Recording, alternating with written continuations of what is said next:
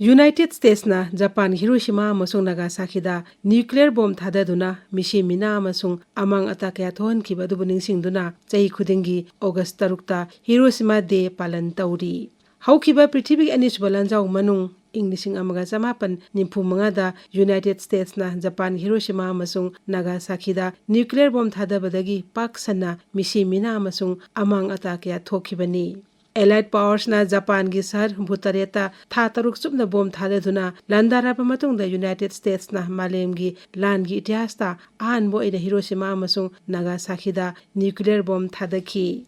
August 3 amasung mapanda mathangsina Hiroshima amasung Nagasaki da thadakiba nuclear bomb ani aduna mi lak ani henbagi punsi manghanki kaya ama soinai hanki amasung lanthum kaya mangta hanki.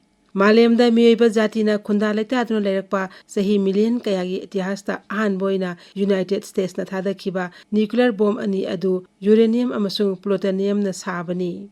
Hiroshima da thadakiba uranium na saba little boy haina mingthonba atom bomb aduna mi lising mafudradagina lak amaga lising humbutaruk phawgi punsi manghanki. Aduga Nagasaki da thadakiba plutonium na saba fat man haina mingthonba atom bomb aduna mi lising humphudagi lising marphu phawba sihanki. Sikhibasing adugi manungda tangkhai amaromdi bomb thadaba numit maktada sikhibani ataina kona sikhibani. Bom thadaba numit maktada sikhibasing adugi manungda chada humphuna mangal natragana mai na chakthektuna chada kuntrana ati akai mayamna nansinduna aduga chada tarana atai maramsingna sikhibani. Matung tarakpada mi kaya amasu radiation thohanba anabasingna maram oiduna sikhi atai asok apan singna maram oiduna kaya amasu sikhi. United States na Japan da atom bomb thadakhibado matamadu United States ke President Henry S. Truman ki executive order amagi makhadani. Matam aduda Hiroshima sarsi military gi yamna maru oiba mafam amu oiki. Mafam aduda Japan gi Second Army Headquarters lairibata natana Communication Center amasung langi khusukulai paifamsu oiki.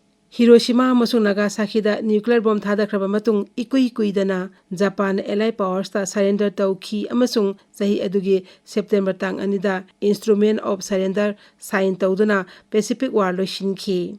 Lanfam aduda United States na Japan bu maithiba piki. Hiroshima amasung Nagasaki da nuclear bomb thadaduna matam adugi yamna khukan panganba Japan bu maithiba pikibani. Adubu United States na Japan maithiba pikrabasu United States ki miyoiba jati da natana thawai panba khudingmakta singnakiba tamthiba thawong adubudi ngasisu malemgi miyamna aki tujungmaga loinana ningsingnari. Sahi khudingi August tang 3 malengi mafam kaya da Hiroshima Day palan tauduna United States na Hiroshima amasung Nagasaki da nuclear bomb thadaduna miyoiba jati da chauna singnakiba adubu ningsingnabaga loinana chakhotlaба leiba kayana malemasta leiriba miyoiba jati da natana thawai panba khudingmakpu pakthaknana manghanba ngamba sakti leiraba nuclear gi khulai kaya paisinduna thamnarakpagi mayokta yaningdaba amasung akiba phongdoknari. Haujik Prithvi ki chakhotlaба leiba kayada nuclear gi khulai mayam ama paisinduna thamnari. Asia Mahadesh ki manungdasu nuclear gi sakti leiba lebak singi masing yamkhatlakli. India amasung India ga matam kayagi mamangdagi yangthinaduna lakliba Pakistan animak haujikti nuclear gi sakti leiba lebak sing oiri. Cold War matungda Nuclear Arms Reduction Treaty gi makhada nuclear khulai basing hanthahanbagi thabak jathakiba aduda Prithvi apunbagi nuclear khulai masing gi chadma phudrarom pairamba United States amasung Russia na military service tagi nuclear warhead kaya retire tawkhibadagi Englishngani kunma thoida masing hantharakpa thengnagrabasu nuclear khulai paiba atei lebak singnadi masagi khulai masing hengatpa natraga upgrade tawbagi thabak leptana chathanari.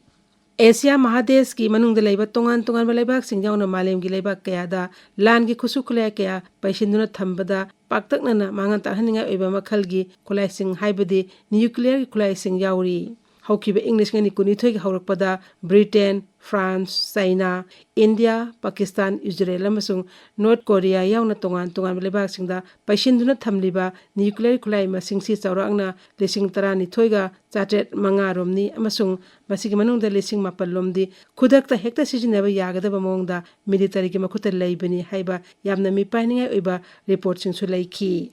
Haujik Russia amasung Ukraine anigi marakta thokliba lan amasung North Korea ga United States ka yengthinabagi chang wangkhalakpa asingbasu tasengna mi painingai ni.